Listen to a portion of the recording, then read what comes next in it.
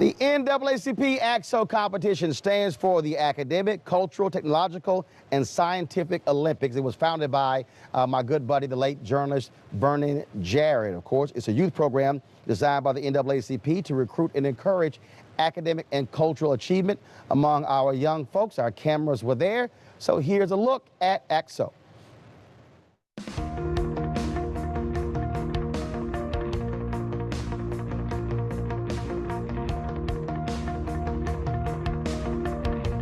ACT-SO is one of those competitions where you don't sit in a room with someone who's doing the same craft as you and wish the worst for them. I was watching young people sit in the room with peers and take notes and clap for each other and encourage each other and rehearse with each other outside of the room or in an open space. And that spirit of camaraderie ultimately is like unique within itself, but it's also like, yes, that's what community is.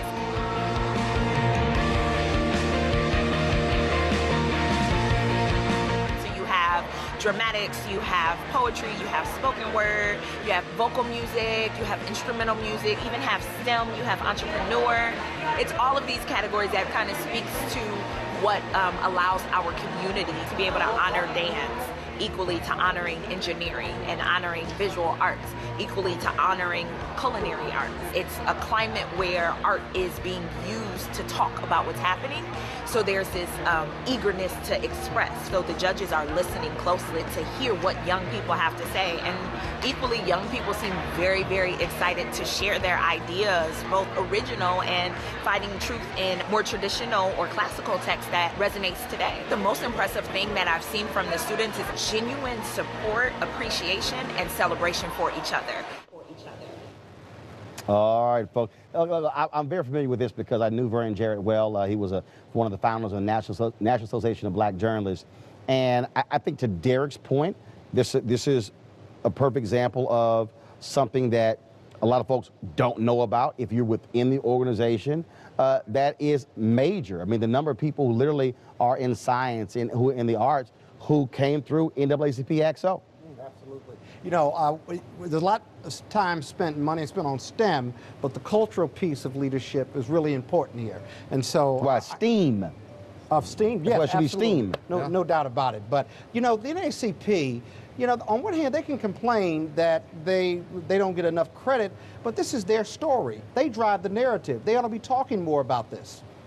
That's right. Yeah, this kind of gets underplayed from a PR standpoint. It's like, unless you go to the NAACP convention, you really don't know about ACT-SO. So it does need a little bit of PR. You know, Harry Belafonte always said that music and culture drive movements, and I think this is something that should absolutely be on display along with the movement.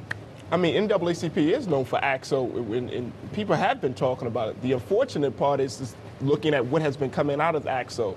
Who are those leaders who are going to take a stand and take us to the next level culturally? Weekdays on TV One. I will never lie to you. Oh my God.